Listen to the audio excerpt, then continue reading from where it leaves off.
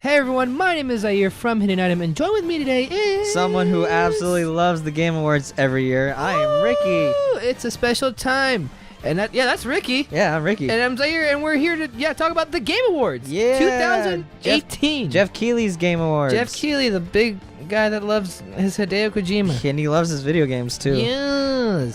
So yeah, let's just we're just gonna talk about what we want or what we voted for Mhm. as well as what we think is going to win. So it's two lists. One, what we voted for, and two, what we think are gonna win, as Ricky said. But we're gonna skip the game of the year award. We're gonna say that for last. So Yep. the first one coming up is Ricky. Best ongoing game. Woo! All right, and the nominees are Zaire. Mm. Destiny 2 Forsaken, Fortnite, No Man's Sky, No man. Overwatch, Ugh. and Tom Clancy's Rainbow Six Siege. Okay, you go first, Ricky. Okay, so I actually can't rightfully vote for this because I don't play ongoing games like this. Beta cuck. That is another thing. If I can't vote for something, I'm not going to. That's I didn't. That's fair. Yeah, that's like fair. I don't feel qualified for this. But that being said, I have to put some. I feel like I have to put some kind of Filter. enthusiasm towards Fortnite though. Fortnite. Yeah. Okay. Yes, and here's my reason why is not only has it become this big Goliath in just gaming in general. I mean, it's a free to play game Mhm. that has blown up to this proportion, and people are like super into it. Oh yeah. But I feel like it also caused a huge cultural shift in the gaming in like the gaming giants, as in it made Sony turn on crossplay. Right. And that's a huge deal moving forward. right. You know, no longer are you gonna get a console because your friends are on one. Mhm. You're gonna get it because you like that console. Right. And I feel like I have a lot of respect for Fortnite because they got to that point where they can make that kind of change happen. Mm-hmm. So I want Fortnite to win for that reason alone. Right. But like I said, I'm not qualified. I haven't really played these games. Okay. But you've at least played Destiny 2, haven't you? Right. So I did vote in this category, and I also picked. Well, I picked Fortnite. Oh yeah. Not because I enjoy it, because I don't really play it. It's more of what, piggyback on what you said of what it did to the gaming world, where it brought in Sony to kind of allow crossplay, and it blew up. Like everyone and their moms and their kids are playing this game. It's to the point that you can play it on your phone. Like they Right. made deals that if you buy a certain phone, you get the in-game currency, which is V-Bucks. Right. So if you buy buy the Samsung Galaxy S5 or whatever it's called, and you get 2,000 V-Bucks in Fortnite, that's like crazy. That to me is like saying like, hey, like Fortnite's so big that not only is it in the gaming media, it's in normal ass media. Yeah. I didn't know that part, but like I said, I have respect for Fortnite Yeah. because of what it was able to accomplish. So for that reason, I hope it wins. Right. And what do you think is gonna win? I honestly think Fortnite will take it. I don't want Overwatch to win. Again. Overwatch won last personally. year, and it won Game of the year before that, and I think Fortnite has since surpassed it. But let's move on to the next Well, one. I want to just add one last thing. Destiny 2 Forsaken is the only one I really played out of the 4, Yeah, 5. knowing that, he still voted for it. Yeah, and No Man's Sky, it had a redemption story, but I don't think it was big enough. I didn't play Tom Clancy. But next game! Next game. Next category. The next category is Best Game Direction, and the nominees are A Way Out, Detroit Become Human, God of War, Marvel's Spider-Man, and Red Dead Redemption 2. So I guess I'll start off again with this one. Awarded to a game studio for outstanding creative vision and innovation in game direction Yeah, and probably design. good we read that off too. Yeah. So I played 4 out of 4 of these. I played Detroit, God of War, Marvel Spider-Man, and Red Dead Redemption 2, and I voted for God of War, and here's why. So with God of War, it was directed with a lot of like very close attention to detail to every single aspect, to the point of it starting off with one camera shot, and it is that one camera with no cuts, no camera cuts at all from the beginning to end, and it made it feel very personal. You know, like you were it made it feel like you were behind Kratos and Atreus the entire time. And on top of that, it being able to get to the point where I could care about Kratos, which is a character I hated before this God of War, because he was so one note. He was just angry for the sake of being angry. And this one made me feel like he was angry with emotion because he cared. Like it was more of an emotional angry as opposed to just being angry, where he cared for his kid. You know, his anger had reason, and even as he tried to push it back, and even those moments where it came out a little bit, you could feel why he was angry, and you could sympathize with every single time he got to that point, as opposed to before when it was like, I'm gonna kill him just because, you know, Just 'cause I'm angry. just fuck him, you know. And I feel like Cory Barlog, he like Corey Baxter. he just nailed it, you know, with this whole, you know, relationship between father and son and everything. And for that, I feel like it surpasses everything else. You know, Red Dead tells a good story of this time when, you know, technology is starting to take over the Wild West, and you know, that's cool and all. Spider-Man, I can't really say it did much, because it pretty much just did Spider-Man 2 but cranked it up to 11, you know. And it told a Spider-Man story. It's very you can tell what's gonna happen right off the bat. And Detroit is while it also did tell a good story of like androids trying to adapt to this real life and, you know, being essentially treated as slaves, and it pretty much tells a slavery story and how they come out to be free and equal. It's plagued by a game that isn't really a game. It's more of a interactive narrative, more so. So I feel like out of all these, God of War hits everything perfectly, because, well, I mentioned Red Dead earlier, but Red Dead has a lot of slow points that are also plagued by just a weird janky shooting system that requires you to rely on the auto aim for the most part. So for that, I would say God of War. And what do you expect to win? I expect Red Dead to win, because I just feel like it's Rockstar and everyone's all in on it. So plus, I feel like video game recency is a big factor. Right.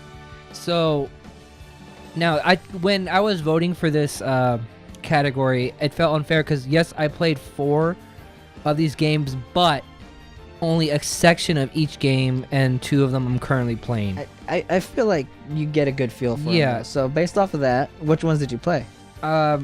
Detroit Become Human, we did a Let's Play here on Hidden Item. God of War, which we also did a Let's Play here on Hidden Item. Right. Marvel Spider-Man, also a Let's Play here on Hidden Item. And Red Dead Redemption 2, I played at home. Right. Now, for the category of the best game direction, I voted for Red Dead, but I wanted to vote for Spider-Man because the direction that they took Spider-Man. Actually, no, I think I did vote for Spider-Man. My bad. I voted for Spider-Man because it was kind of, and here's the reason why. Spider-Man and superhero games have been going on a huge decline. Like, usually they do mediocre. And Spider-Man was one of those games that kind of revived it and proved to us that, hey, we can make a good superhero game where it's like something that people have been wanting in the past. And it's kind of like, hey, if it's not broke, don't fix it, you know? And that kind of, it not inspired me, but I enjoyed that, hey, like, sometimes we got to go simple as, what's that saying? Less is more, right? And it's not like, hey, let's try to make this as a whole walking, talking movie simulator, or let's make it an Uncharted / Last of Us clone, where like they have to always be in a cinematic moment and kind of just. That's how games should be now. So gameplay is king, is what you're saying. Gameplay is king, and it got it right. And it was hard for me because I really wanted to pick Red Dead because how they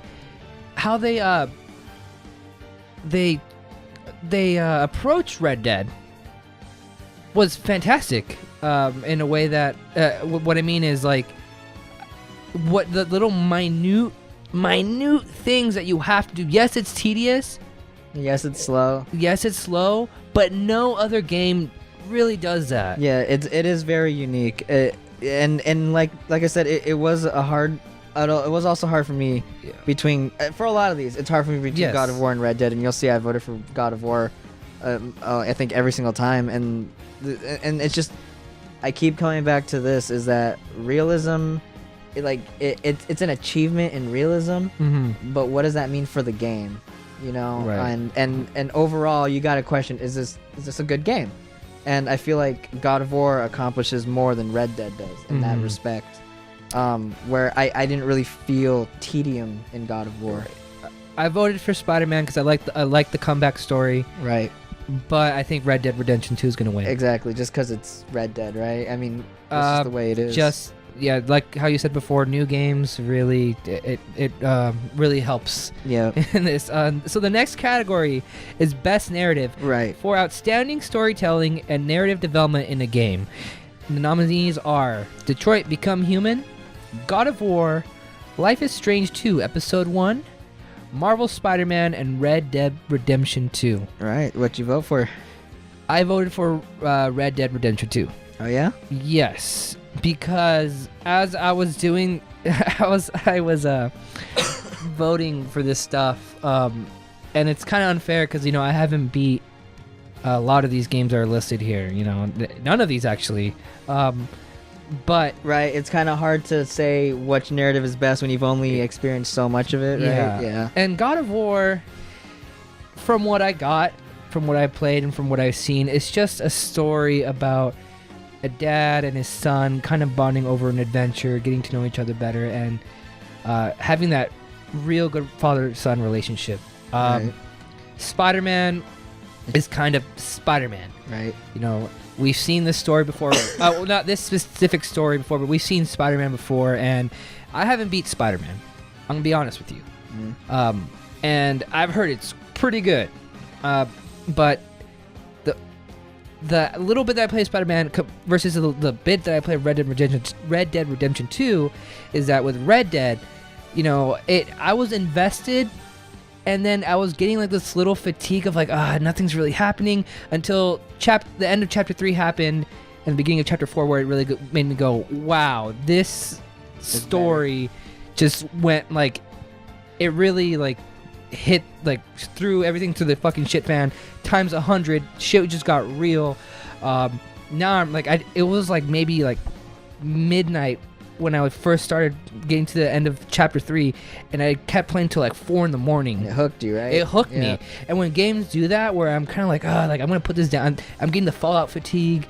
I did everything else. I don't want to do anything more. But games that like bring me back in, suck me back in, that to me is a feat. Yeah, I can respect that. I congratulate Red Dead for that. I can respect that, and I have a very similar story. Now, I didn't vote for Red Dead.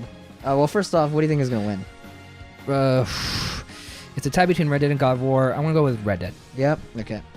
Well, like I said, I have a very similar story with Red Dead with me. I voted for God of War. But Poser. I get. Well, here's my thing with I'm that. kidding. Here's my thing with that. I entirely agree with the whole, towards the end of chapter 3, beginning of chapter 4 is where the story narrative starts to feel more personal, more like something towards me is at stake. Yeah. Or towards the gang or whatever, like. As opposed to just running around being outlaws. And see, I can respect that, it got that hook on you and you started doing that. My only issue is it took too long for that to happen. And you get the Final Fantasy 13 thing where people start saying, Final Fantasy 13 doesn't good get at good till chapter 13 7. or whatever it was. Yeah. And I don't like that. I don't like that. I want the story to be good off the bat, and that's exactly what I got out of God of War. And I want to say, first off, it's weird that Life is Strange 2 Episode 1 is nominated here. It's just Episode 1. We haven't even gotten Episode 2. Like, it's not a thing yet. We don't even have a date for it, I don't think. No. And, I mean, more power to you. That's cool. Life is Strange 2, I'm sure, has a lot of people, but its hooks in there, too.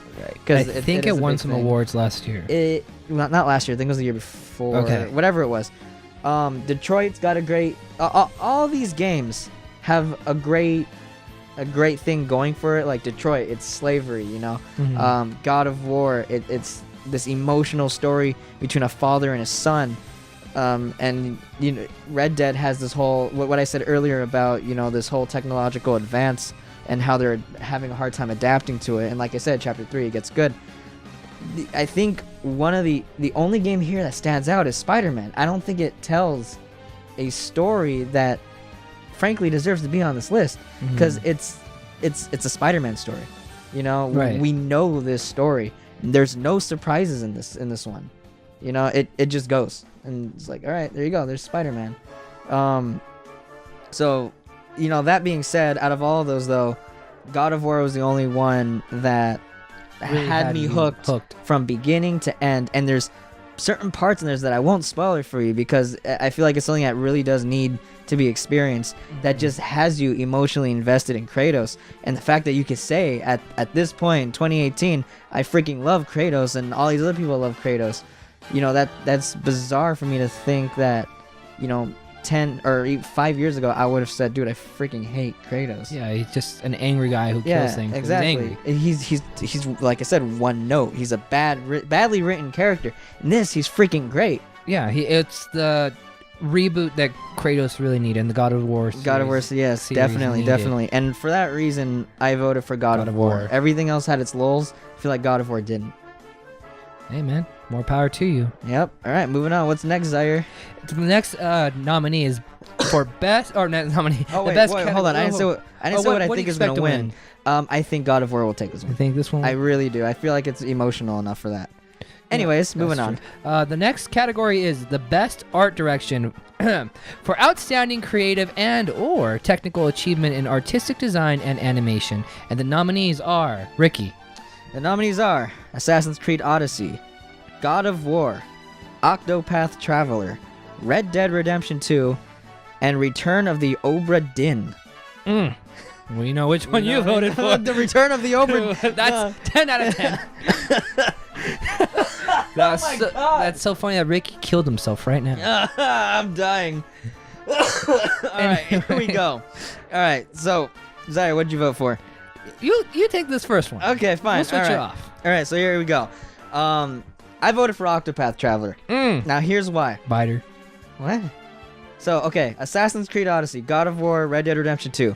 What do these three games have in common? They're all realistic. They're all realism. So here's the thing. It's like, so many games look alike these days. Right. There, a lot of AAA studios are aiming for that realistic, gritty look, and you know what? That's fine. These three games, Odyssey, God of War, and Red Dead Redemption 2, they both look great, right? I can't really fault the graphical fidelity in them, but the moment I saw Octopath Traveler, from the first moment when they announced the Switch, I was like it got my attention because I was like, this looks unique. Like, this looks gorgeous. Right. You know, it's not just different, it looks good. And then fast forward to when the game came out earlier this year, it even caught my stepmother's eye where she was like, this one looks different. Like, this looks good. It's a diorama, you know. It's a pop-up book. Yeah, it's like a pop-up book, really. And it all blends well together with the world. Now, I do have my issues with it where, like, you know, the blur sometimes, you know, throws you off. It would cover up the tracks, but in most of the time the blur actually adds to the whole diorama effect of it. And just the pop-up 3D pixel art and all that stuff, like, it all meshed together really well, really uniquely, and I want to see another game look like it, frankly. You know, and I feel like we're at a point in gaming where it's getting harder and harder to find those games that have those kind of unique art styles that really work really well like this. And for that reason, I chose Octopath Traveler. Now, I didn't play Return of Obra Dinn. I played the other four. No, I didn't play Odyssey. Obviously, I've seen Odyssey. Yes. So I played God of War, Octopath Traveler, Red Dead Redemption 2, and Octopath Traveler all the way. What I think is gonna win, Octopath Traveler, I think for sure is gonna win this one. So, like you, I also picked Octopath Traveler. It's the only one I shared on my Facebook that I was like, this is what I want to win, and I want people to know. Yeah. Like, publicly. Look at this. This is what I chose. And this because with Octopath Traveler, like what you said, all these games nowadays are all kind of looking the same, where they're trying to go with that realistic look. Even Zelda, like, to the point that, yeah, it's still cartoony, but they're still trying to make it real in a way that its character is taken away. Octopath Traveler, from when I first saw it, when they first showed off the Switch, it caught my attention because I look at the art style, I look at the sprites, and it's a lost spriting. I have a lot of respect for this for the Octopath Traveler because with spriting in particular, because spriting is a very lost art. Right. You do not see And it's that. difficult. It's very difficult. You do not see that at all today, unless it's an indie game. You don't see that in a big AAA game release. Not saying Octopath's a big game, but it's still made its mark. You know, I remember when people first saw it, they're like, "What's this? Why? Like, I don't care." But the art's cool. Yeah. Everyone just talked about the art, and and it has a weird name. Right. Now, fast forward to when the game was about to release, out of nowhere, collector's edition gone. You couldn't find this game anywhere. You know why? It's because the collector's edition came with a pop-up book that actually perfectly captured the visual style of the game.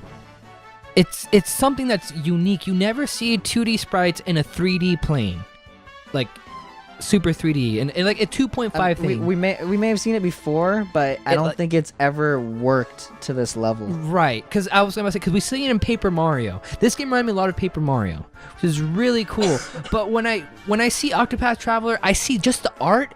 The art, I can picture in my head the type of music that goes with that art. Right. I can picture how I'm gonna enjoy being into this world, because in Red Dead Redemption, right, I'm just in the United States, pretty much. Assassin's Creed, I'm in what? Egypt, I think. Rome. Rome. Egypt Rome. was Greece. the last one. Greece. Wherever. Yes, it was Greece. There. God of War, real world shit. Looks nice. It looks nice, but it's real. But all those things to me, and I might get hate for this, that Octopath Traveler does have is character. I see character in the world of Octopath Traveler. Right. Like I said, I see the art, I see just the aesthetic of it, and I could feel the music. I could hear the music already in my head when I just look at the different characters and the world, and I could play that game muted. And I can probably go into like a forest and kind of get the ambient and the feeling of just looking, and what I should hear just by looking at the game. I don't get that while playing those other games. Right. So to me, Octopath Traveler deserves to win, and I think it's going to win. I think Octopath Traveler made a statement in today's gaming world, and honestly, studios take note, because spriting is a lost art that people miss. I would love to see more games, and I tip my hat to Square Enix. Thank you for Octopath Traveler. Very nicely put, Zaire. Well, the next one, speaking of being able to hear music, best score / music presented by Spotify. Way to go, Jeff Keighley, getting them sponsorships, right? For outstanding music, inclusive of score, original song, and/or licensed soundtrack. Now, for reals though, I'd like to be sponsored by Spotify. So the nominees are Celeste, God of War, Marvel's Spider-Man, Ni no Kuni: Revenant Kingdom, Octopath Traveler, and Red Dead Redemption 2. So I went first last time, so you go ahead, Zaire. Cool. So I voted. Now, okay, let me get this straight. Okay, I played 1, 2, 3, 4, 5 of these games. Right. Out of the 6. Which ones? Celeste, God of War, Spider-Man, Octopath, and Red Dead. Right. It was tough. Not tough. Celeste, our first Let's Play, by the way. Celeste was actually, I thought it was Kirby. Oh yeah, second Let's Play. So, God of War, right? The music didn't really pop out to me. Yeah, you got the aka whatever, like kind of music. Actually, you know what? Celeste was our first Let's Play. Kirby was our first Let's Play in the treehouse. Celeste we did at your house. Continue. You're right. Spider-Man, when I was playing it, it just sounded like MCU nonsense, like superhero normal stuff. Red Dead does a cool thing where, when like shit's about to go down, when you're about to like get into like a dogfight, or not dogfight, just like a battle, right? Or just a shootout. There we go. You'll hear that Western guitar pick up, like dun dun dun dun dun dun dun, right? You kind of hear it. It sounds like a Western movie, right? Right. Yeah, and it's cool. I love that Rockstar did that. That's really awesome. But Octopath Traveler is what I picked because the soundtrack was just so freaking good. What's his name? I'm gonna butcher your name. I'm so sorry. Yasunori Nishiki. Yes. Yasunori Nishiki. Yeah. Yasunori Nishiki. You, sir. Again, Congrats. congratulations. You, to me, brought back what a lot of games nowadays lack. It's Zelda Breath of the Wild, perfect example, lacked music, the character in music, and Octopath Traveler brought that back. To the point that I was like, dude, I want to buy this soundtrack and listen to it when I'm like driving, where like the boss battle is memorable, the normal battles are memorable, the town music is memorable, and that just goes with the style of Octopath Traveler. Now, that's what I picked. What I think's gonna win, Celeste, because Celeste also had a great soundtrack. That game, the gameplay was fun, and the soundtrack went perfect with it. It reminded me of an Anamanaguchi style, Scott Pilgrim, the versus the World, the video game style of music, and I really dug it, and I felt the mood while I was playing Celeste. And yeah, so I picked Octopath Traveler. I think Celeste is gonna win. So, I gotta agree with you. I voted for Octopath Traveler, and out of these, of course, I played Celeste, God of War, Marvel Spider-Man, Octopath Traveler, Red Dead Redemption. I played all these completion with the exception of Red Dead. And what did you play, Ni no Kuni? I did not play Ni no Kuni, but I really wanted to.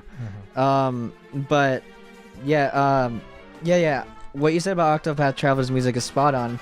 The music is actually the secret ninth character of the game. And not only that, like, I know this kind of goes into sound design, but I want to do a little shout out to how Octopath Traveler has like a certain theme for every single character, and right before you get into like the big bad fight of each chapter, it does this really, really interesting like lead-in from their main theme into the boss battle theme, which is both of them, or all 8 of those main themes plus that main boss battle theme, whatever. It's fucking badass, and shit, you get the feeling shit's going down, and you get that sense of where you're at just by listening to the music. And like we said about the visuals is outstanding for this game. The music is the best possible complement to those visuals, right? And I feel like Octopath nailed it on a soundtrack level. Now, here's the thing, though. Can I add on to you real quick? What'd you say? One thing I really enjoyed about Octopath, its music proved that I don't need voice acting to get the feeling of the character. Even though there was voices. There was voices. Yeah. But this game could not have voices, and the music would tell me what they're feeling. Yeah, what the emotion is. Exactly. And another thing that I loved is that how the game is structured. You have your level 1 area, and you have music just for the level 1 area. And your level 2 area, you've got the music just goes up. Like, it pumps up. It's like where you're at in relation to the world map, based on the music. It's like, all right, I'm near the center of the map because of this song. All right, I'm in the middle outer ring of the map. Now I'm on the furthest outer ring of the map because of this. And yeah, it's perfect. It just escalates. Honestly, who would have thought of that? Most people just put like one battle theme. There we go. Now this is what's gonna happen when you fight the boss, and then this is what's gonna play when you fight the last boss. They don't go that far. No. It's incredible. It's honestly incredible. Yeah, you have 4 different boss. I think 4 different boss tracks, 4 different normal battle themes, and each is interesting to the point like, hey, the first one you hear is kind of like, yeah, we're starting an adventure. The music is kind of light. Second time, all right, we're picking it up. Third, all right, we're like in the stable form. Fourth, it's just all epic and like, all right, like we got our stuff. The music feels it. You feel it. Now here's the That's thing. What I'm just gonna here's say. the thing though, of all these nominees for best music, I feel like a lot of these don't even belong here. Like God of War, Spider-Man. No, I don't know about Ni no Kuni, Red Dead, because like the music is there. The music's not bad, but is it great? No. Like I feel like God of War is generic, like God of War, like like I'm not saying it's like easy to write music like that. I don't know that, Right. but I don't feel like that's something I would just listen to. You know, same thing with Spider-Man. Like you said, it's generic MCU music. It fits. It definitely fits. But that it's not like It doesn't good. stand out. It's not good. Yeah, it doesn't stand out like that. And then Red Dead, like you said, Western. It's cool in the game, but that's as far as it goes. I have no track in Red Dead that stands out to me. Octopath is probably the only game here that I've actually listened to. Now here's the thing though, Celeste, I feel is the only game here that can be writing on Octopath. Like I feel like they're neck and neck here when it comes to who's going to win, and this one's really difficult for me. Even when I was voting, I was like, you know what, Celeste sounds really freaking good for its game. So between Celeste and Octopath, I really don't know. I want to say Octopath is going to win just because of that attention to detail with how the music is presented. But I can't discount Celeste. Right. Honestly, man, it's good. going to break. It's a toss up here, man. It's going to break my heart if neither Octopath or Celeste win. It will break my heart if Octopath doesn't win. But if it goes to like Red Dead or something like that, or even God of War, I'll be really upset. I can't say a lot of the same things with Octopath where I can say like the music is another character or anything like that because it doesn't really it doesn't really change based on the moods like that. Like it does, like music stops and music changes and all that, but most of the time it's like it's like 8-bit music or 16-bit music, but the thing is it sounds really good, and it fits what you're playing too. Strangely enough, it's a game about depression and the songs aren't sad, right, and yet it fits. That's what's strange to me. The beautiful thing and the sad thing about, and this is kind of going personal, about depression, right? Is that depression is a very shitty and sad emotion, but it's masked with happiness and joy and laughter. Maybe that's what they were going for. Yeah. I don't know. I respect that because what you see, right, is not necessarily what you get. What you get, because what you're listening to, this is good, like happy music. So what you see for example, let's say a friend of ours is happy and making jokes, and you're like, man, this is a good time, a good person to have around. Next thing you know, that person commit suicide and you don't know what they were going through. Well, the reason why I didn't vote for Celeste, and like I thought about this real hard, is just because the music isn't a character to me in Celeste, but it's a character to me in Octopath. So for me, my vote definitely went to Octopath. But I want to believe Octopath would win, but honestly, it's a toss up between that and Celeste. I think the other ones don't even have a shot compared. I hope they don't, but knowing the internet, man, and knowing how people are, Cooney's gonna take it. I will legit be mad if God of War took it. I would. Sorry. Well, it could possibly take this next one, Zaire, which is Best Audio Design presented by Dolby. More sponsors. Recognizing the best in-game audio and sound design. And the nominees are Call of Duty Black Ops 4, Forza Horizon 4, God of War, Marvel's Spider-Man, and Red Dead Redemption 2. Now before you go first, because I'm gonna let you go first. This was like a toss-up not a toss-up. This was weird for me to answer because I also thought, okay, sound effects. Yeah, that's what this is. Voice. Okay. Cool. Yeah. All right. I just want to make sure. So basically, audio design, like music, sure, but when they use the music, how the performances are captured, what sound effects do they use? Do they sound authentic and stuff like that? Right. Do they sound real? Do they sound good? Right. So I've played God of War, Spider-Man, and Red Dead. I did not play Forza Horizon and Call of Duty. They're not my type of game. No. Now here's the thing. I cannot. Call of Duty, like, sounds the same to me every time. Yeah, from what I've heard, it's shooting. Performances are pretty good, and Forza Horizon's racing. So I don't feel like we're missing much here. The honestly. only time that I've heard people make a statement or seen anything of a statement for weapons like sounding good, Halo's specifically Halo 4. I remember they made a big old thing like, we made sure the guns sound, because they captured gunshots. So but here's the thing, God of War sounded good but it was quiet a lot of the time. Red Dead, I could say, the Western thing coming in. Here's the thing though, I voted for Spider-Man. Really? Yes, and here's my reasoning behind it. It's because of the attention to detail. what they did with audio in that game was astounding to me, and to the point where I had to go out and I told a friend, Alec, I think I told you this too. The moment I found out mid-game that this is what was happening, Spider-Man or Peter Parker, when he's like on the phone and he's swinging around the town or whatever the city, and you know there he puts strain on his voice when Right. he's swinging. Yeah. And if you stop on a building or whatever, the strain goes away, and now he's talking normally like we are. Right. And I was freaking blown away when I figured that out. I was like, holy shit! Like they thought of that. You know, they straight up had Yuri Lowenthal do two takes Right. because they wanted that attention to detail. And not only that, like the sound when like a web goes out and hits the building, or like when you hit the enemies, and just the way a punch sounds and everything is pretty perfect to me. Or even like the generic MCU music, like it comes in.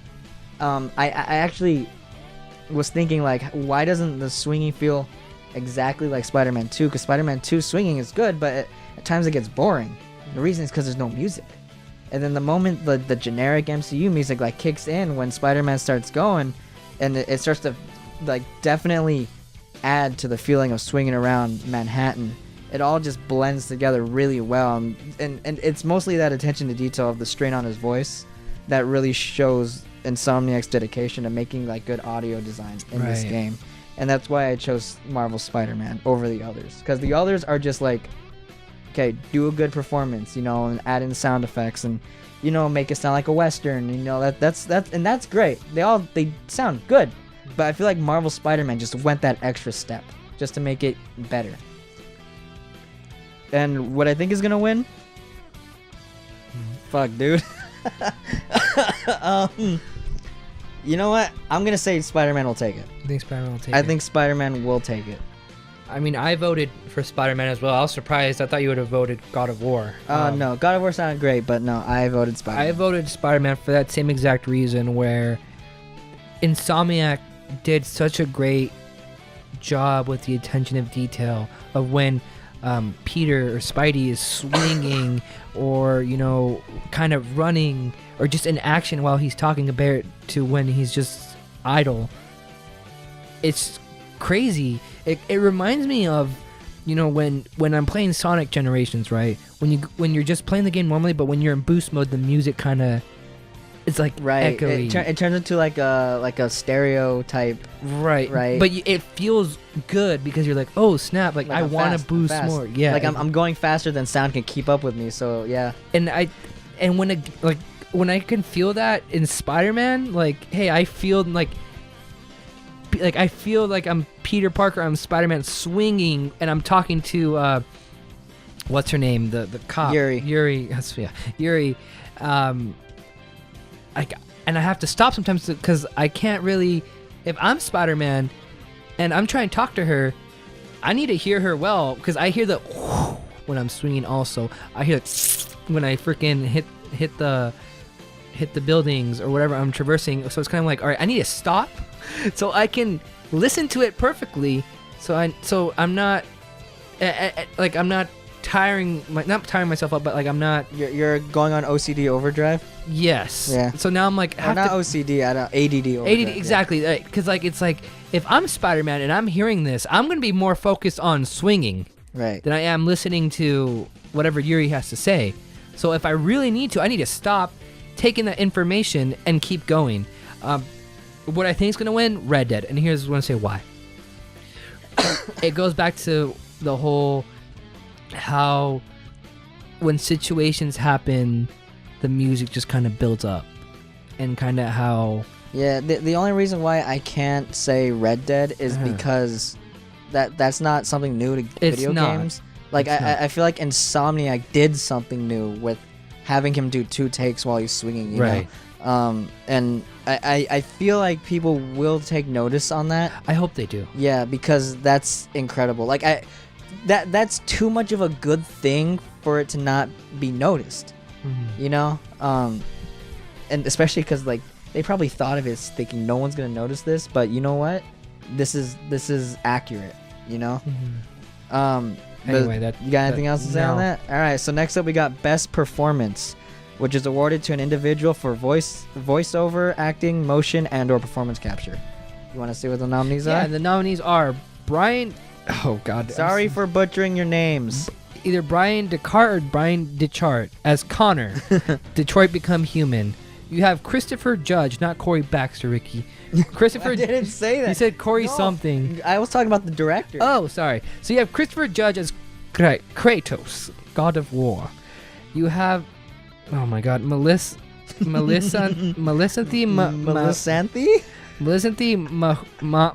Mahut as Cassandra. I'm so sorry. I feel bad when people butcher my name, and I'm really sorry right now. As Cassandra in Assassin's Creed Odyssey. You have Roger Clark as Arthur Morgan in Red Dead Redemption 2. And Yuri Lowenthal, a.k.a. Sasuke, as Peter Parker in the Marvel Spider-Man. All incredible Talent. voice, I mean, I'm picturing every single one of those, like just some lines, mhm. and they're all like really well done. So now I'm like really thinking about it, I'm like, man, this I could quote, Hi Daniel. no, yeah, right. I have boy. I so- have I don't know who, and I have Morning Miss Gramshaw, and I have freaking Naruto. Like I have all these people here. So you want to start off? Yeah, I'll start off. I picked Yuri Lowenthal. Right. I picked him because I love his work, not just in Spider-Man, but in other things that he's involved in. Yeah, For example. that kind of sucks because it's best performance of him as Peter And, Parker. no, but he did an amazing job. From the Yeah. little that I played of Spider-Man, you know, and you know me, Ricky. When it comes to Spider-Man, I freaking love Tobey Maguire as Spider-Man. To me, that guy is Spider-Man. Right. Now, here's the exception: Yuri Lowenthal, Freaking weirdo. number 2, Mm. or number 1 for video game. Mm. Yuri You know, Tobey Maguire would voice, yes, but it was bad. but Yuri Lowenthal, like, kind of, he made me believe, unlike Andrew Garfield, you know, Yuri Lowenthal made me believe, Kate, he's Spider-Man also. Right. He can be Spider-Man also. Mm-hmm.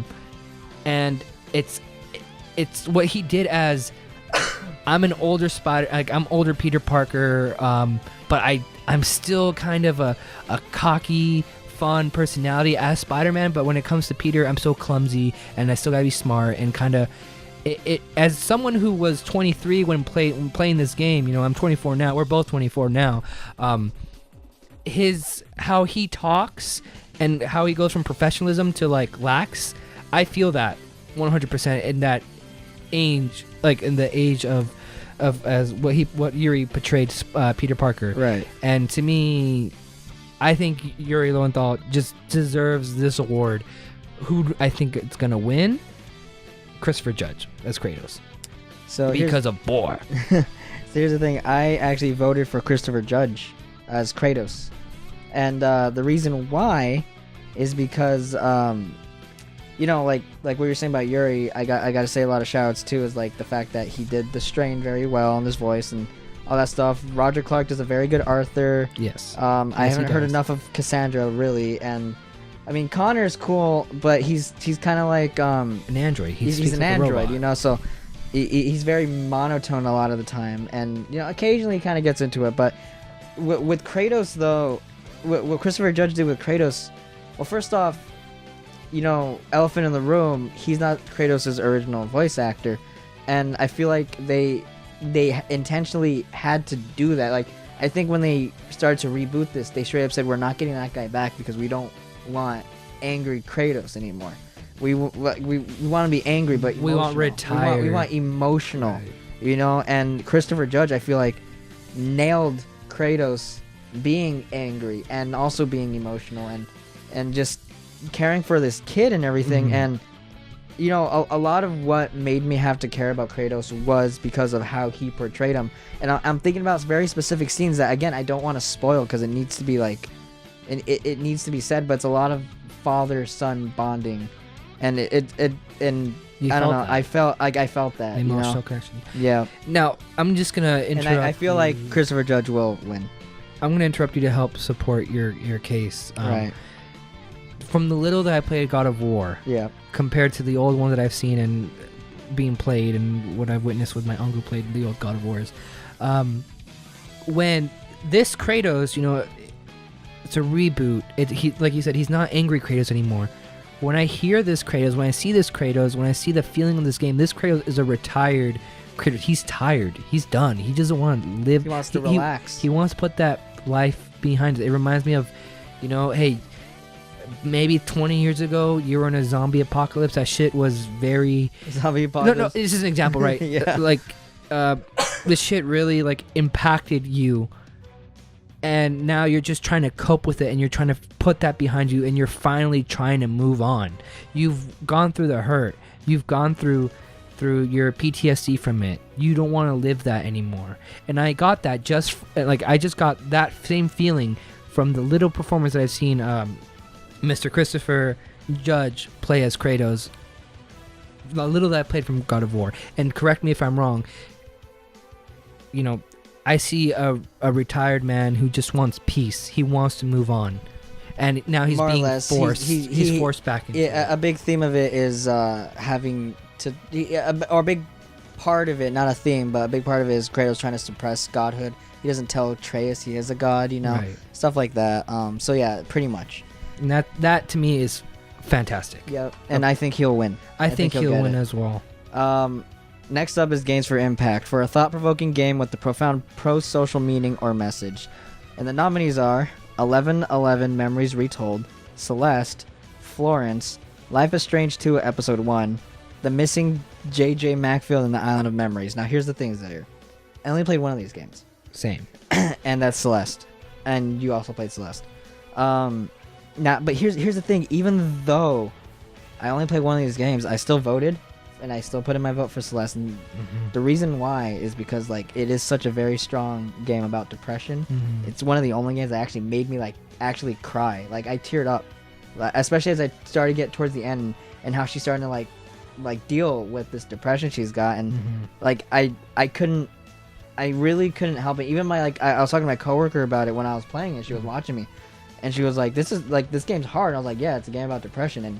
Dealing with depression is hard. Yeah. And it's the perfect complement of Celeste dealing with depression. This mountain she's got to overcome, this to just climb up, and it's very hard. symbolic. It's hard to climb a mountain. Yeah. It's hard to deal. It's even harder to deal with depression, and the game is hard. It all works. It all works perfectly, and Matt makes games you made. What was that other game? Towerfall before this? Shit, man. You moved up with this one. I really feel, and it's perfect in that regard. And I really think, and for that reason, I mean, Life is Strange is on here, and maybe that one wins, but I want to believe Celeste wins because of that emotional impact. So you voted for Celeste. So I voted for Celeste, and you think Celeste is gonna win? And I do think Celeste is gonna win. Now, same with you. I've only played one of these games, and that's Celeste, and what we've played in our Let's Play is as much as I've played of Celeste. Yeah, it's quite a bit. And it's a bit, but it's a very symbolic game. It tackled depression in a very, a great way. Interesting way that I wouldn't think, a game could do that without, any story, super hardcore storytelling. The mountain, just... how difficult the game is, but the beautiful thing that I found in Celeste, which is a thing that comes to depression, is that no matter how tough it is, it's possible. It's possible. You keep going. Celeste, you die many times. You keep going immediately. You pick yourself back up and you keep going, and you will overcome it. Depression is a very difficult thing, and sometimes you can overcome it, but there are times where you can fall back. But the beauty that I saw in Celeste was, no matter what happens, you keep going forward. You keep trying, and that's beautiful. And I want Celeste to win. Yeah, I really don't know much about these other games, but just because of the impact Celeste had on me, I want Celeste to win. And I guess I think that warrant me enough to vote. Yeah. For this yeah, category. me too. It totally got me with that. And I think it'll win just because of the way it's been talked about and stuff like that, as opposed to these other games on the list. I tip my hat off to Matt Makes Games. Seriously, congratulations. And so next up is Best Independent Game, speaking of Matt makes games, for outstanding creative and technical achievement in a game made outside the traditional publisher system. And the nominees are Celeste, Dead Cells, Into the Breach, Return of the Obra Dinn, The Messenger. Now, I've played Celeste, a little bit of Dead Cells, and a little bit of The Messenger. And I voted for Celeste again, mainly because a lot of what I just said, I feel like it all applies here too. Because it's a fun game. I can't knock it on a lot of things, really. Right. You know, there's a lot of optional content there, and you know, its message is freaking heartwarming. Like, it's great. Right. But then you get to the other two that I've played. The Messenger takes a while to get going. You know, I don't like that in a game. And Dead Cells, I'm just not into procedurally generated games. Even though it's not completely procedurally generated, I just the little bit that's in here, I don't like it. You know, that's just me. And I know a lot of people love this game, but even then, I think Celeste is gonna win this one. Right. I have nothing to say because I said most of what I had to say. And literally in the previous category, I think Celeste is going to win. I want Celeste to win for all the same reasons. Just, it was, at its core, it's a platformer, but it's a platformer that did something different and fun and told a really good story with its simple gameplay. Right. Well, moving on. I don't think we have much to say about best mobile game, right? Best mobile game. I voted for Fortnite. Oh well, for the same reason above. But I think we should just get through this because there's nothing we can really say about any of these.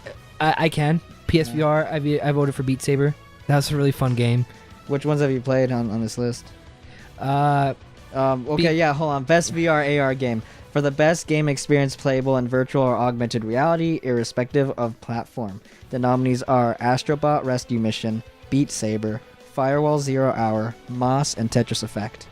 Like I said, I voted for Beat Saber just because of how fun and cool they did with what they did with VR.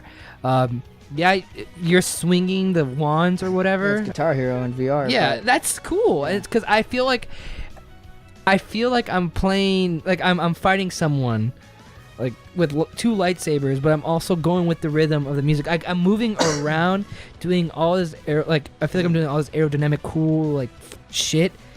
And when you guys recorded me and I saw it's hilarious. It's hilarious. Falling over. I kept falling over, but it was fun to me, right? It was super duper fun. Moss, from what I've seen, Moss looks fun. You know, so here's the thing.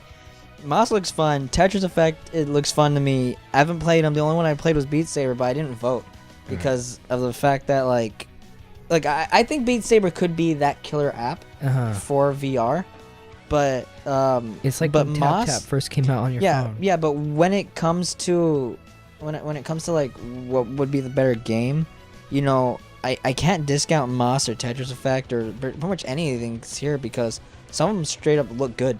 Right. You know, so I couldn't vote. I didn't feel qualified for this one. I think I want Beat Saber to win. I think Moss is going to win.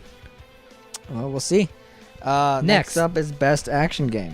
For the best game in the action genre focused on combat, interesting, we have Call of Duty Black Ops 4, Dead Cells, Destiny 2, Forsaken, Far Cry 5, and Mega Man 11. Ricky, you kick it off first. Didn't vote. You did not vote, really? No, because I didn't play any of these games. Really? Yeah, I played Mega Man 11 at E3, and that was about it. Okay, so I've played 2 of these games. Well, no, hold on. I played Dead Cells. I totally skimmed over that. But like I said, not into it. Okay, so I played 2 of these games, Destiny 2 Forsaken and Mega Man 11. I couldn't give it to Destiny 2 because it was just more of Destiny 1. It was actually Diet Destiny 1. All the good things I liked about Destiny 1 they took away, and they just kind of thought, hey, you'll like this better. And I think I personally felt like I did not like it better. I actually voted for Mega Man 11. Only because it's going back to, we're reviving something that's not being done anymore at Capcom. Right. People have been wanting a new Mega Man game for the longest time. But my only issue with Mega Man 11 is that apparently, I guess the Mega Man fans aren't too hot on it because Really? it doesn't like it. They don't like the double gear system. Kind of breaks the game. So They like can always not use it.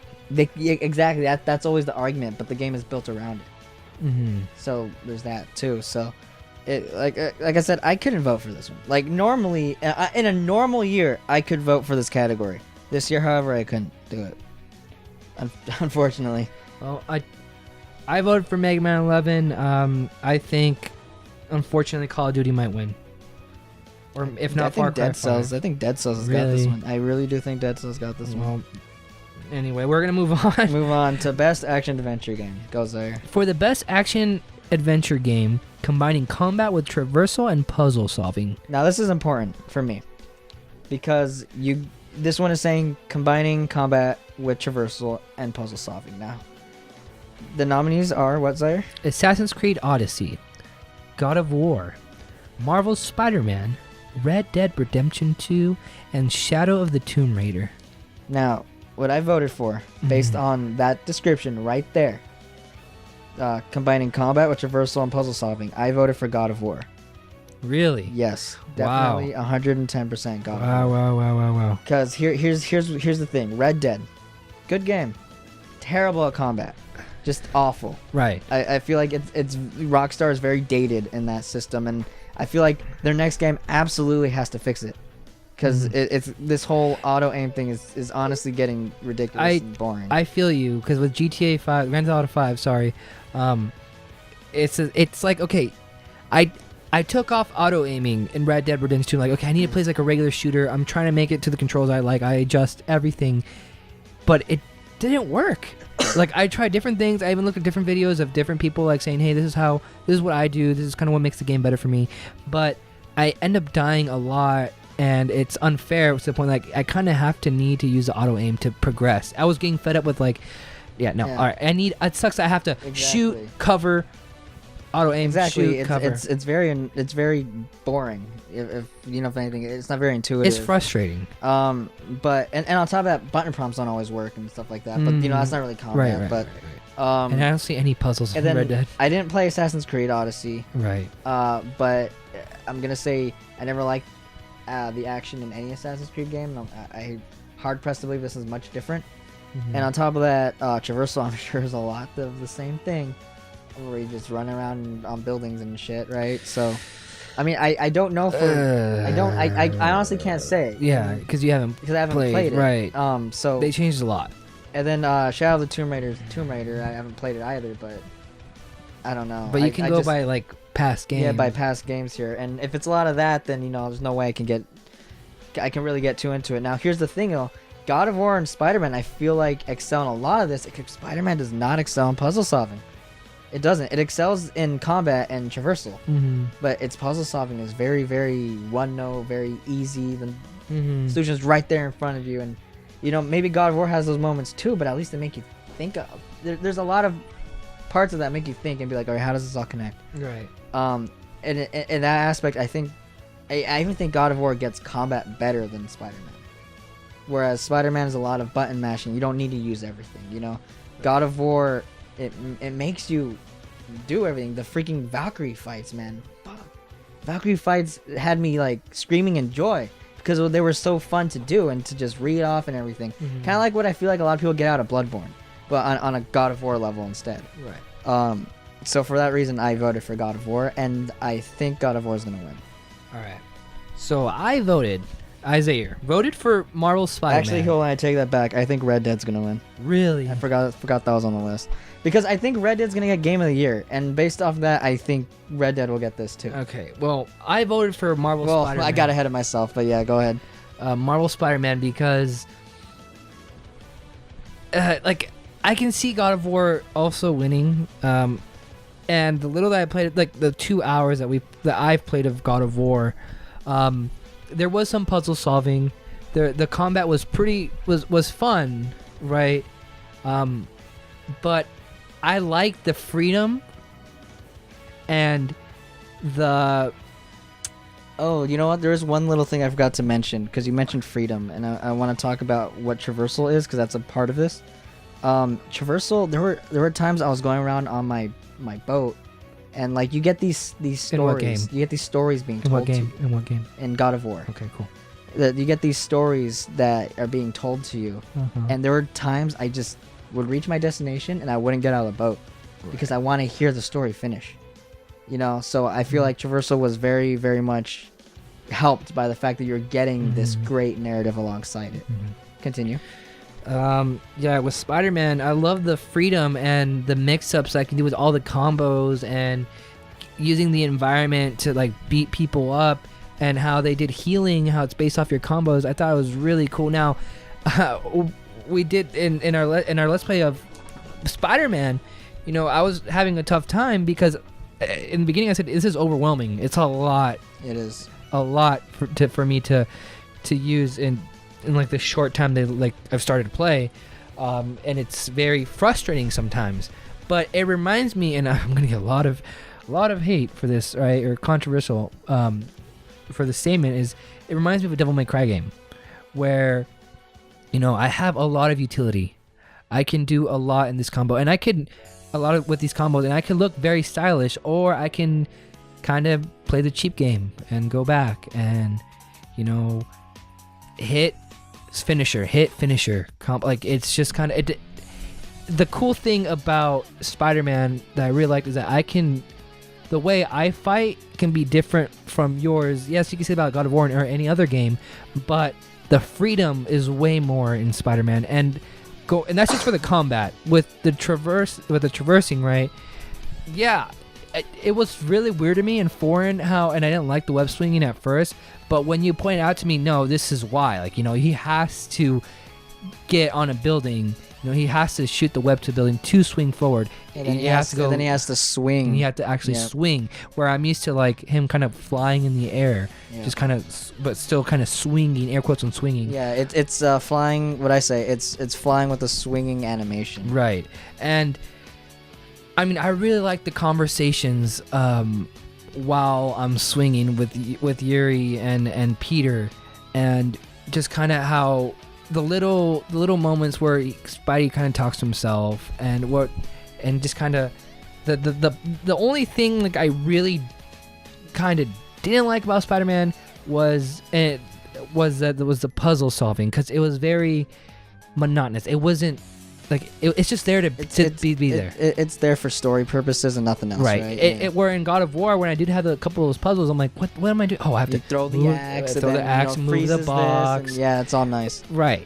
And I'm like, okay, like that's cool, but I didn't play enough of God of War. I just like personally how Spider-Man handled action, the adventure part of it, because you had all of Manhattan. Yes, it's Manhattan, but it's MCU Manhattan. You just there's so much there. Very, very nice attention to detail. Yes. And the only thing that can knock down Spider-Man is the puzzle solving. But personally, I think it's better. And what I think is going to win, God of War might win, because Red Dead. I hope it does. I really hope it does. With Red Dead, I feel like Red Dead's just got a bias towards it, and I feel like that's going to be a big reason towards it. It's just okay. With Red Dead, you have another big open world, but the funny thing is, and when people argue, for example, The Legend of Zelda. Well, the thing is, I think Red Dead people are gonna say, "Oh, but realism," without thinking about whether or not the realism is fun. Right? Yeah, because realism to me is not fun. It's not. It's not. It's not fun. So, it's immersive, for sure. Yeah. And I feel like people are gonna say throw that word around a lot in conversation, but I just feel like people are gonna mistake immersion for fun. Right. Yeah, I have to shave my beard. Yeah, I have to cut my hair. Yeah, I have to take a shower, and it affects everything. And yeah, that's cool, but it's kind of annoying. Yep. Honestly. It is. And that's my opinion, and that's Ricky's opinion. But majority's opinion, though? I don't know. Yeah, because I can't tell. It's because people are blinded with how good Red Dead is, because Red Dead's a really good game. Mm-hmm. But it has a lot of stuff where I'm like, I kind of wish I don't have to do that. I kind of wish I don't have to eat food and make sure I have to. I wish I didn't have to. I wish I have to shave and cut my hair and take a shower and make sure my horse is okay. Red Dead, you know, it's map. Mm-hmm. It's funny because I kind of feel like it's empty compared to like Twilight Princess, where that map is also empty. Yeah, there's things to do, but I see them as the same. Like, look, you got things to do there. You got things to do in Red Dead also. I don't know about that. I feel like, because Twilight Princess, I feel like, is empty on a whole, like, there's things to do in this corner, you know, but, like, the field itself is not populated very well. Whereas this one, you can hunt, you can have random interactions with, like, other travelers. Right. You can rob people, there's people camping. Right. Like, I feel like this world is very lived. Yes. You know, so so I would have to disagree with you on that aspect. Well, it's just kind of like what I'm seeing though, when I'm kind of traveling, it's like most of the time I feel like your focus might be on your objective as opposed to what's around you. Well, it's more like, okay, when I'm traveling, it's kind of all right. Well, gotta hold X, put on cinematic mode. Oh, you see now there's your problem. There's your problem. It's annoying. Right, to travel all that, and sometimes I'll get something going on. So for me, like, cinematic mode, like, mentally turns off the part of me that pays attention to things going on around me, because the radar's not there to tell me this is where it's going on, you know. And I feel like that might be happening to you. So and for that reason, I never use cinematic mode. You know, I feel like it's a cool gimmick for, like, a one-time, two-time thing. But other than that, no, I don't use it. I use it only because when I'm normally traveling, it's like 50-50 if I'm going to run into something really cool. Yes, I could go hunt, but it's like sometimes I'll get a stranger, sometimes I'll get held up, and it's annoying, you know, when I get held up, because, like, people start shooting at me and I have to start all over, whatever. But it's cool, right? Like, it's cool that we have those events. Right. But it's 50-50. Well, so that's why it's like, all right, I'm going to put in cinematic mode, because if the chances are I do hear something, I'll quickly go back to my controller. Other than that, I'm going to be on my phone waiting till I get to Rhodes or waiting till I get to St. You're not paying attention really to it, so maybe that's why. You know, maybe that's why. Maybe that's why, but I don't want Red Dead to win. No, I mean, I think God of War definitely deserves it, in my opinion. And I think Spider-Man. But moving on to for Ricky, best role-playing game. This is gonna be a weird one for me. Here we go. For the best game design with rich player character customization and progression, including massively multiplayer experiences. Okay, so that's hard. Here's the thing. That last part really. In a normal year, when there's not a bunch of shit coming out, I would actually be able to vote in this, because I freaking adore JRPGs. But here, let's look at the list, okay? Okay. Played a lot of games this year. What didn't I play? Dragon Quest. Oh wait, what are the nominees, Zaire? Oh, okay. We have Dragon Quest XI: Echoes of an Elusive Age, and then we have Monster Hunter World, Ni no Kuni 2: Revenant Kingdom, Octopath Traveler, and Pillars of Eternity 2: Deadfire. All right, so as I was saying, in 2018, what games that I want to play were on my list to play that I didn't get a chance to play, and I'm heartbroken about. Dragon Quest XI: Echoes of an Elusive Age, Monster Hunter World, and Ni no Kuni 2: Revenant Kingdom. And I didn't even care for Pillars of Eternity, honestly. And the only one I played on this list is Octopath Traveler. And Dragon Quest. I played Dragon Quest at E3. Okay, Right. I'm not gonna count that. You know, but from what I heard of Dragon Quest, it's Dragon Quest. It's traditional Dragon Quest. Monster Hunter World, people got super into. Ni no Kuni 2, I was excited for. Octopath Traveler, I adored. Up to the end. I feel like it fell apart at the end. So I didn't vote for this one. I felt like I wasn't qualified. I did. What'd you vote I'm a for? bad boy. I'm a very bad boy. You chose Octopath even though you didn't play the others. The reason why I did not pick Octopath Traveler, Story?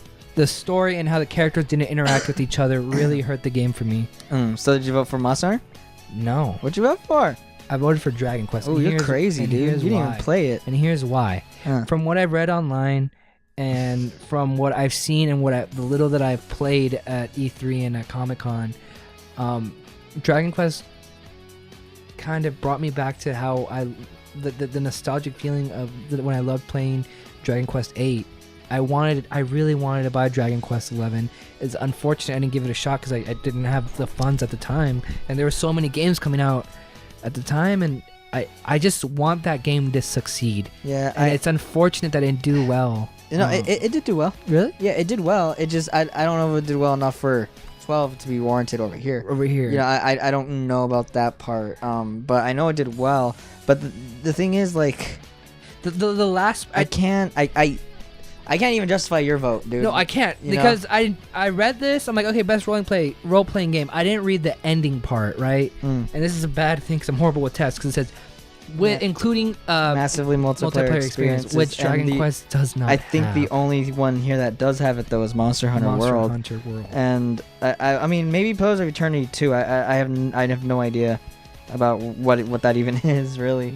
It's- But I don't think Monster Hunter's story was good enough to be the best role playing game. see that it's I it's beat interesting. Monster It's Hunter. interesting because it's hard for an RPG to have everything It is. because they're already really big. It's very hard. So that I voted for next Dragon year- Quest. Next year and last year, well, last year I was able to vote. Next year I'll probably be able to vote, as long as the year's not as packed as which it's already starting to look like it is. I think what's gonna win though, Mm-hmm.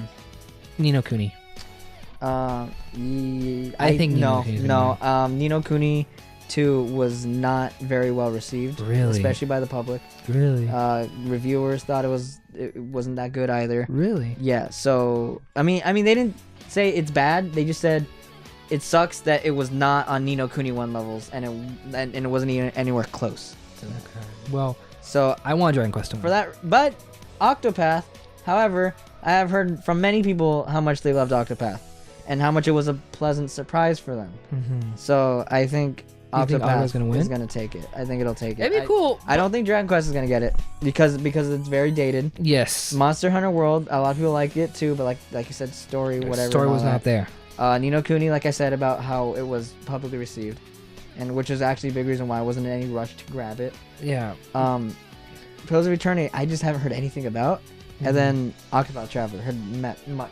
Yes. So I think that'll take it. But like I said, I didn't. Hey vote. man, if Octopath wins, I wouldn't be upset. The only thing that hurt me from going the best role playing game is the lack of.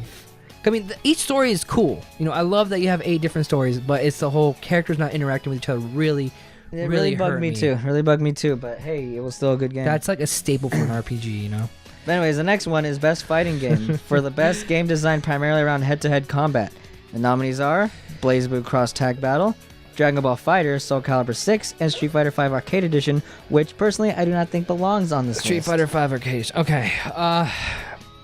Let me go first here. I didn't vote. You didn't vote. I Nope. did, because these past few years have been really big for me in the fighting game scene. Because that's when I really jumped into it. And it sucks. Well, it doesn't suck, but voting in this category really freaking sucks. Because I know what's gonna win, and what I picked to win, I kind of don't agree with what I wanted to win. I only went with it because. Soul Calibur 6. Hold on. The problem I have now today with fighting games, You're too easy.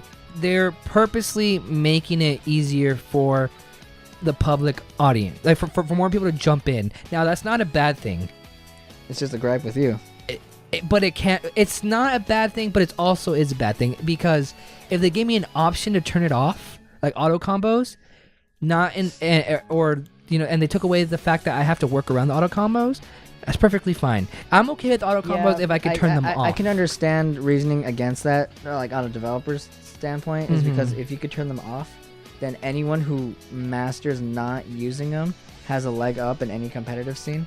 So, like, say you're in a competitive scene with auto combos, right? It's like, first off, how did you do that? How do you Right. manage that one? Right. And then, but like, you have more manipulation. So, yes, you could play this way, but you're at a severe disadvantage against someone who knows how to play. And It's then on up top to the of that, player, man. and on top of that, how can you learn how to play that way? You know, It's all I'm saying, man. When they give you the option, that's what I'm saying. On a developer standpoint, I can see where their train of thought is going. it sucks because like Like, I personally don't like it. That's me. you don't like auto combos. I don't like auto combos, but Right. lots of people do. Unfortunately. Yeah. Because it's like, yeah, you feel badass doing everything. You know, everything's just going in one button for you, and you just feel cool, and it's all set up. But at that point, you're just playing tap tap. You're just mindlessly tapping a button. With you guard every now and then, and here's a super. Let me just kind of press triangle, multiple times and you get a super. It sucks because I love Blaze Blue, not cross tag I didn't even play it. I wanted to though. I love Blaze Blue, Central Fiction. That's the game I really mess with. I love that game because it gives me the option of, do I want to play stylish auto combo or do I want to play traditional normal fighting game? I feel like Blaze Blue, the main series, not this cross tag battle stuff. I feel like that's where that belongs now. Like if there's another Blaze Blue, I don't think there is. But if there's another Blaze Blue, I feel like it's gonna be like that, where it's harder to learn and you got stylish if you want it and stuff like that. I hope so, because this auto combo thing really hurts the fighting game community. Yeah, not community. It hurts really. For me, it hurts fighting games. Arc system is getting annoying. Is actually annoying me with this because when I saw they were getting a Dragon Ball game, I was like, oh cool. I'm down. I'm down with this. And then they came out and it was easy, and I was like, oh man, like what? What? Yeah, it's because they want to make sure everyone can have fun, and that's fine. But you're leaving everyone else who wants to take this game seriously. I feel like a lot of it has to do with Bandai Namco, though. I feel like one of the things they said is it needs to be accessible. Right, and that's very. I get it. I understand it, but I don't agree with it. Yeah, but you voted for. I voted for Soul Calibur 6 right, because it didn't have that. It did not, but it was a rebirth of the series, and one thing that I love about games is character customization. That's a personal bias, and I love that Bandai Namco kept it in Soul Calibur 6, and just everything they did with Soul Calibur 6 was a step in the right direction. And I heard its systems were more liked by the community as well. Yes. Yeah. But I think Dragon Ball is gonna win. Yeah, I have to agree with you on that. Dragon Ball, one, it's fucking Dragon Ball. Yeah, and I feel like that's a big reason. And also its accessibility is something to be looked at. You have Smash players, right, learning Dragon Ball because it's easy. And mind you, you see people on like I watch Evo. I've seen some fighting game tournaments where people like they jump over the auto combos where they don't kind of need it. They do the thing where it's like, yeah, we can play over the auto combos, but when you do that kind of it's a bad force thing. Yeah, it's because like sometimes I do just want a bait with light punch twice or 3 times. Sometimes I just want that animation, sometimes. But yeah, Dragon Ball definitely is gonna win, like hands down. It's Dragon Ball. It's one of the most hyped games ever in the fighting game community. And in the fighting game wise, sorry, not in the community, fighting game wise, and it's gonna win. It's gonna freaking win. All right, so I'll be surprised. Moving on to best family game, aka best Nintendo Switch game, for the best game appropriate for family play, irrespective of genre or platform, and the nominees are Mario Tennis Aces, Nintendo Labo, Overcooked 2, Starlink Battle for Atlas, and Super Mario Party. Now I voted for Mario Tennis Aces. Wow. And here's because for my personal I'm going wow, okay, for sure. Yeah, for my personal, I enjoyed Mario Tennis Aces more.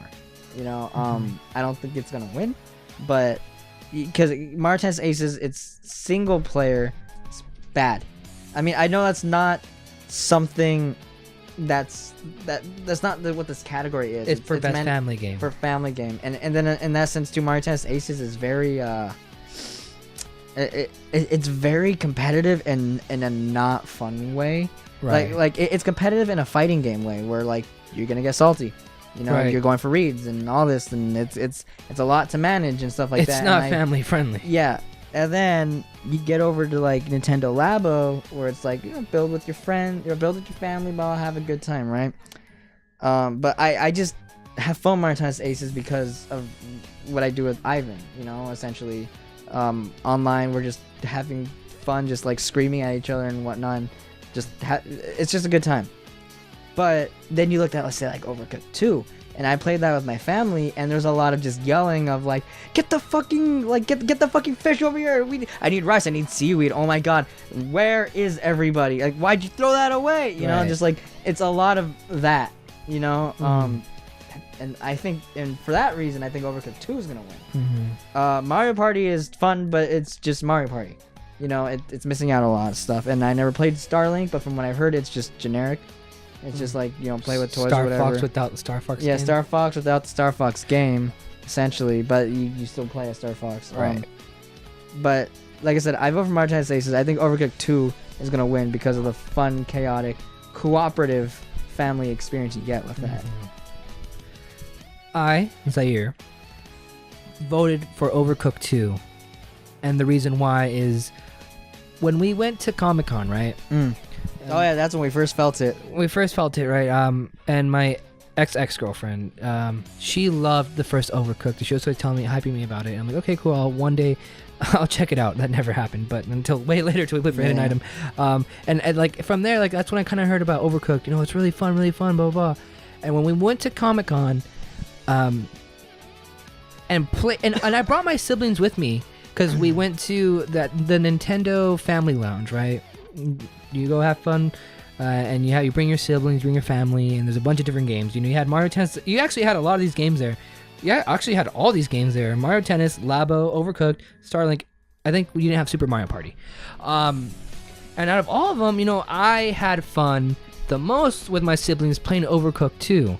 They love that game to the point that I was like, I'm not gonna really buy this. I mean, I would buy it for Hidden Item, but I'm gonna buy it so like I have something to play with my siblings. Something when I come home and I want to bond with them, we can yell, we can laugh, we can have fun. You feel the anxiety and the craziness of just kind of like you were saying, no, like where are the hamburger buns? I need lettuce, I need tomato, I need rice, I need seaweed. All this chaotic fun, and you know that like I could play Overcooked 2 with anyone. It's like, hey, you chop like this. Our goal is to make food and get it out. Here are tickets. Simple, fun, bam. But it can be very chaotic and very, very hard. I want that to win. I think it's gonna win. I think it's gonna win. Super Mario Party. Yes, I'm so glad that it's a revival back to what old Mario Party is. But Still missing things. The maps suck ass. That's what it's missing. It's the character of the maps. Like they're too small and they're not big. It's not Mario Party 2 again. You know, it's not Mario Party 3 again. Mario Tennis Aces, yeah, it's a fun game, but I wouldn't consider it a fun family game because it's a very competitive game. I would not play that game with my little sister or my little brother because I would get mad. Well, from there, I actually just scrolled down to the rest of the categories, and I could not vote for any of them. Is there anything you want to mention? Yes, the last few. Here, for best sports game, I picked Mario Tennis Aces. Because I was happy that it's a rebirth back. It's a return to the old Mario Tennis. I like Mario Tennis Aces. It's just that that's the only sports game I played. I voted for it. I can't. Best multiplayer game. Here we go. Okay, this category. Best multiplayer game. For outstanding online multiplayer gameplay and design, including co-op and massively multiplayer experiences, irrespective of game genre. You would be that guy who freaking chooses Sea of Thieves. So the nominees are Call of Duty Black Ops 4, Destiny 2 Forsaken, Fortnite, Monster Hunter World, and Sea of Thieves. Now, I picked Monster Hunter World. Mm-hmm. Of course you would. And to me, I played I played these games, right? 10 out of 10, that's not going to win. It's going to be Fortnite. Fortnite's going to win, but I picked Monster Hunter World because it's really cool when you get a team of your friends and just think, all right, cool, today I'm going to go fight a Rathlos or Puke Puke, and I need someone to be DPS. It kind of reminds me of an MMO, you know, where it's like, I need someone to be DPS, I need someone to focus on the tail, I'm going to hit it straight on so I can keep it distracted. Someone needs to kind of like sweep the legs or kind of mount it to make sure that it gets grounded so we can just really well on it. And the faster we get to beating this monster, the better the reward. And you know, it's kind of it's a grind fest. Monster Hunter World's a grind fest. It's an MMO in a way that it's not an MMO. You know, it's a really fun multiplayer game. Single player game, that's debatable. You know, like this game is way more fun with your friends. That's my personal experience. Yeah. What I think is gonna win is Fortnite because of what we said before. Obvious. Everyone's on that Fortnite craze, and it sucks because I feel like Monster Hunter World is raw. It became a cultural phenomenon, you know, and there's that's it. I mean, it's gonna be Fortnite. It's raw. I'm actually surprised it's not up for Game of the Year, to be quite honest. But that's got to be it, Zaire, because the rest is like esports and stuff like that. Best student game. I'll tell you right now, best esports game, Fortnite. No, Fortnite. No, League of Legends gonna win for some reason. No, I know why, but best esports player, I voted for Taquito because I'm in the esports scene. Best esports team, fuck that. Coaches, fuck that. Esports event, I voted for Evo 2018. Of course you would. Fighting games. This hurts, man, because the esports host, it's no yipes, but he's a commentator.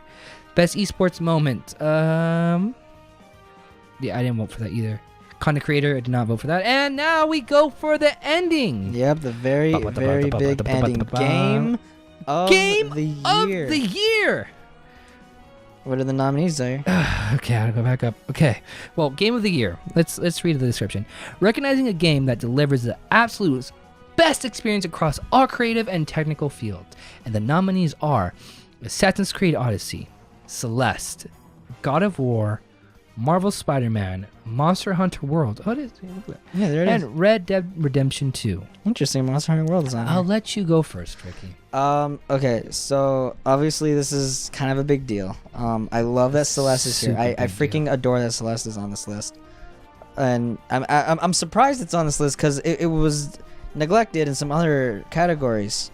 But Red Dead's great. Spider-Man was great. Celeste, of course, I cannot sing more praises for that game. But my vote definitely had to go to God of War.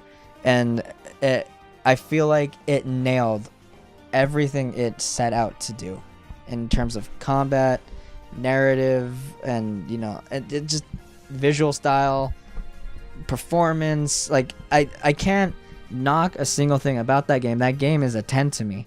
That's as perfect as games could possibly get.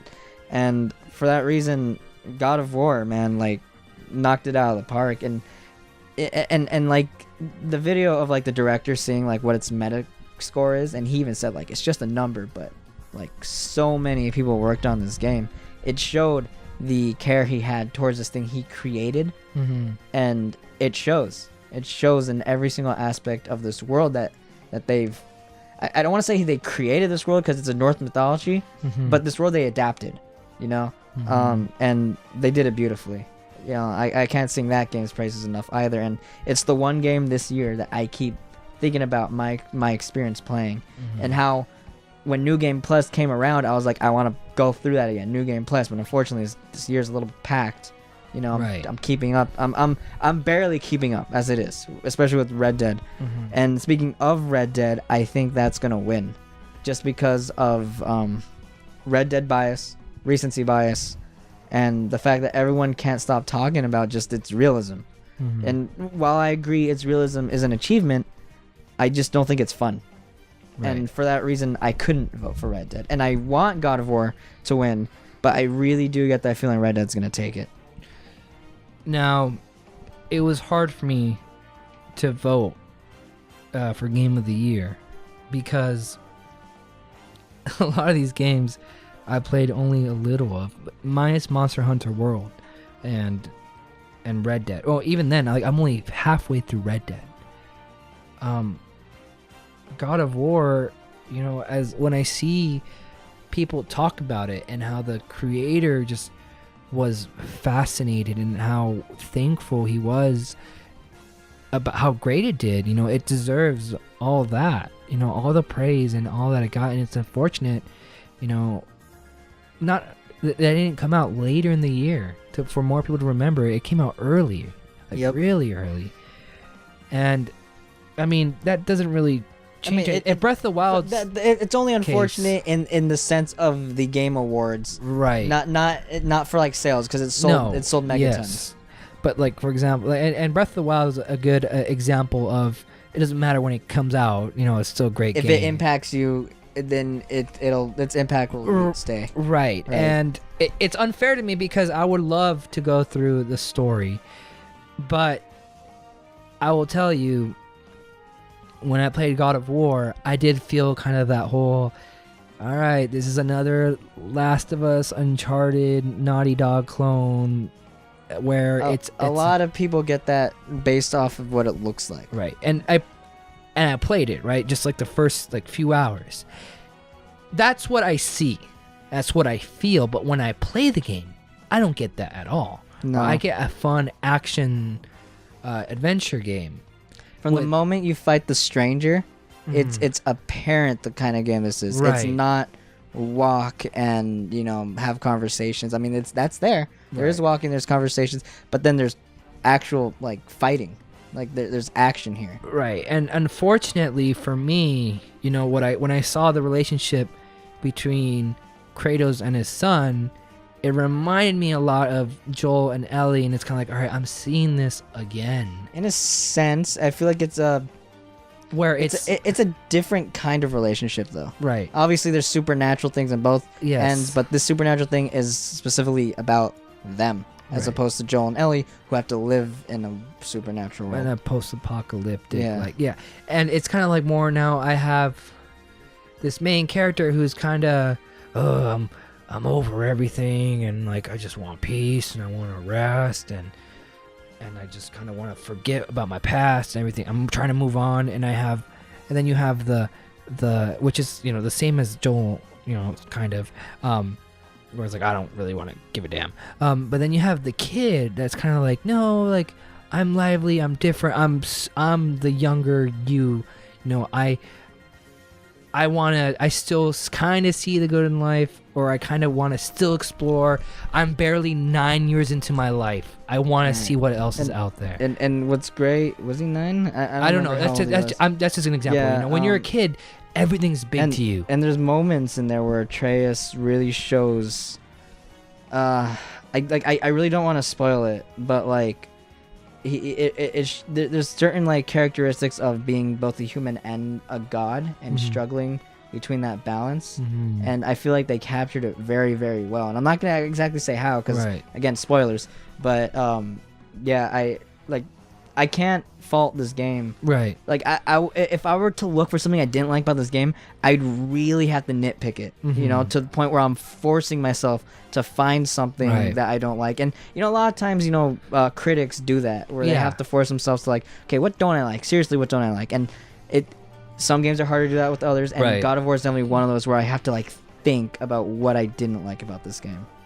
It sucks because like I don't. It sucks when you're picking game of the year, because it's like now like I'm picking out God of War. That's not my pick, but I'm saying like I'm picking on it because it's like, yes, it's great, but this is something I've seen before, and it kind of sucks because you could say that about any other game, and the pick that I picked, which was Red Dead Redemption 2, Which you could totally say about you could do too. totally say Yeah. the same thing, but I had to lay off a bit. But if it wasn't for Chapter 3, the end of Chapter 3 and the beginning of 4, I wouldn't have picked Red Dead. See, and the thing is, even with that argument, I can't pick Red Dead Right, because right. it took too long. It took too long, and I respect that opinion. And and if God of War wins, good for them. If Red Yeah, Dead wins, I I really- think Red Dead's gonna win. I want God of War. I feel like it deserves it, but I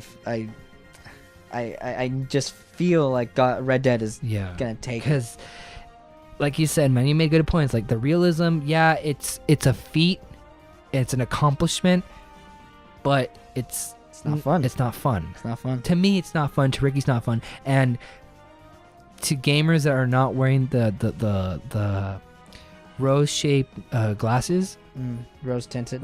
thank you, rose-tinted glasses, they'll see that too. Like, hey, I don't need to do all these things. Yeah, it's cool, but it's unnecessary. And it's long for the sake of being long. Right. Like, I feel like a lot of Chapter 1 and 2 and the beginning of 3 is very padded, very just do this, do Mm. this. It's like, well, why? I mean, I get it. I'm doing it because I'm part of this gang, but Mhm. there's no... I don't feel compelled to do it. After Chapter 3, like I want, like even in the beginning, like I'm like, who is this Arthur guy? I need to know this Arthur. I'll say Arthur, I could have a drink with that guy and hang out with them and also counter him to do shit. Like, I feel like Arthur Morgan is a very well written character. Yes, exactly. Arthur Morgan, I feel his sad.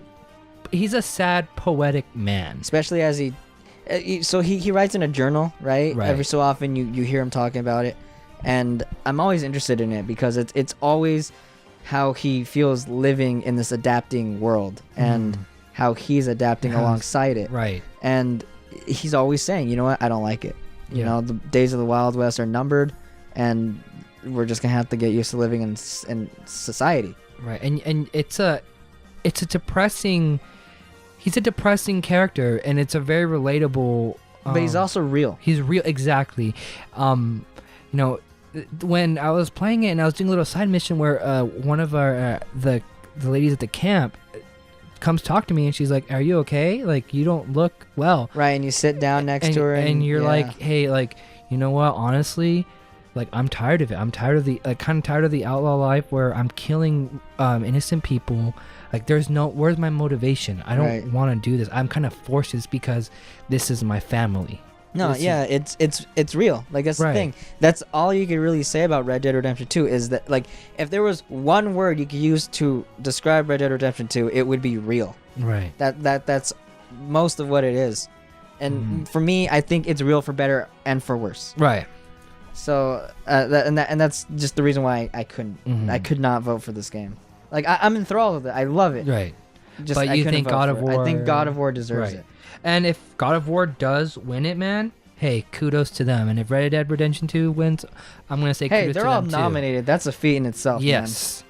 And with that, man, like, I'm gonna have to end our discussion. Yeah, this was a honestly. long one. It was a long one, but I enjoyed it Yeah. because I got to We got share to- my we opinions. got to You talk got to video share your games, opinions. man. You know, this is the beauty of video games. You know, Mm. you have different people who experience different things, but the same story, Right. and they have different stories to tell within that story. Like, oh yeah, I did this. I didn't get to see that, but Plus, like, we all played different games. and we all played different games. And the Game Awards, the Video Game Awards, is such a cool and salt-inducing thing. Yeah, we're definitely gonna be recording our reactions Right. because apparently there's gonna be more announcements at this one than any other year. Really. Which I feel like he said the same thing last year. So it's just, it just keeps amping up. We're having a little fiesta for it. Yeah, And normally we do this every year for the Game Awards. We just get some people together, we get some drinks, we just butt out. But this time we'll be recording our reactions as well. Mhm. Maybe our friends will be in on this. I don't think they will. So the camera will be focused on us mainly. But right. yeah, we'll have a good time. We'll have a good time. And ladies and gentlemen, if you somehow stuck through with us till the very end, I Put us on in really your car and whatnot. fucking appreciate it. Like, you don't understand hearing our opinions on video games, even if you don't agree with them.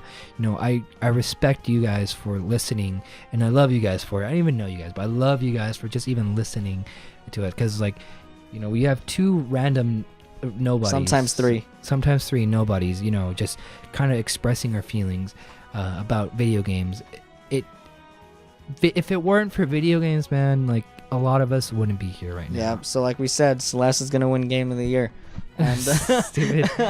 No, if it does, I would be shocked, but I'd be okay with I'll be it. okay with it. Ladies and gentlemen, please comment below what your nominees are. I mean, what you voted for. And let us know. I really want to know this one. Let us know if you disagree with every single nominee for Game of the Year, and let us know what you think should win. have been nominated and what should win. Right, and we'll talk with you guys. And if a lot of people comment and stuff like that, we'll make a video just to talk about what you guys had to say. Because we were making this video a little bit early before the Game Awards. It was what, December 6th? December 6th at either 5 p.m. or 5:30 Pacific Standard Time. Regardless, it's gonna happen, and you know, we're putting this out there early for you guys to kind of like think about what do you Update, pick. it's 5:30. 5:30 p.m. Yep. I can't thank you guys enough for tuning in. My name's Zaire from Hidden Item. Enjoy with me today. Ricky, and I gotta get some sleep. Like, comment, and subscribe. Catch you on the flip side. And take care. Bye.